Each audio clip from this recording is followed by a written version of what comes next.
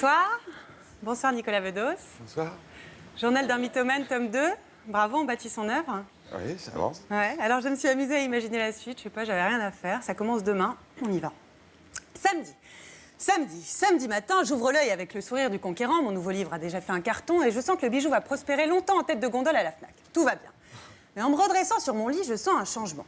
Tout a l'air normal pourtant autour de moi. La vodka, la biographie de Nagui posée sur la table de nuit. Et quelques putes qui jonchent la moquette, le regard vide. Vide mais reconnaissant. Je tâte sous la couette et découvre un excès de chair inhabituel. Je tire la couverture à moi. Quoi? Une fille? Dans mon lit? Pourquoi n'est-elle pas par terre comme les autres? La prétentieuse, elle se sera permis de se glisser dans le carré VIP de ma chambre à coucher pendant mon sommeil. C'est qu'elle est culottée, la gamine. Enfin, culottée façon de parler. Je me penche pour découvrir le visage de l'insolence. De l'insolente, ça y est. Tout remonte d'un coup. La mémoire comme la vodka. La soirée d'hier, le grand journal, les sourires de la petite en mal de légitimité intellectuelle. Je la trouvais pas spécialement jolie, mais c'était la seule fille de Paris que j'avais pas encore sautée. Et elle avait l'air de tellement le vouloir. Alors après 12 whisky coca, par ivresse ou par pitié, j'ai fini par lui ouvrir mes draps. Et elle est là, la môme, le cul à l'air et le cœur au chaud, la main serrée sur un préservatif qu'elle m'a supplié d'enfiler avant de s'asseoir sur mon inflexibilité. Je la divorce de Morphée d'un coup de pied dans les flancs. Son cri réveille les habitués de ma moquette qui rampent sans bruit vers la porte. La môme, surprise mais pas gênée, me saute au cou. Merde alors, c'est qu'elle sent bon la Miss Météo au réveil. Et son corps, à mi-chemin entre la planche à pain et le Solex, soyons honnêtes, se révèle un charmant petit déjeuner.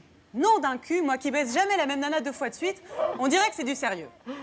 Dimanche, 18 novembre 2029, Doria, qui aime évoquer ses heures de gloire, me dit « Tu te souviens, mon chéri, notre premier réveil ce samedi matin, heureux malgré la grisaille, il faisait 3 degrés, mais on n'avait pas froid tous les deux. » Mais qu'est-ce qu'elle a, toujours avec ses degrés? Elle est restée bloquée sur sa période Miss Météo, comme si de Barrette sur son buvard de LSD.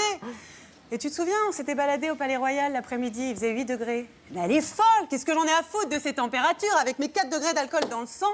Moi, j'ai l'impression qu'il fait toujours chaud. Allez, du balai la zinzin, je t'ai assez vu.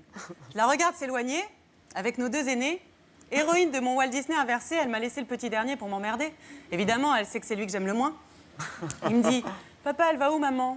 Je réponds « Je sais pas, petit con. » Voilà en résumé pourquoi j'irai pas boire un verre avec vous ce soir. Ok, on verra. Bravo.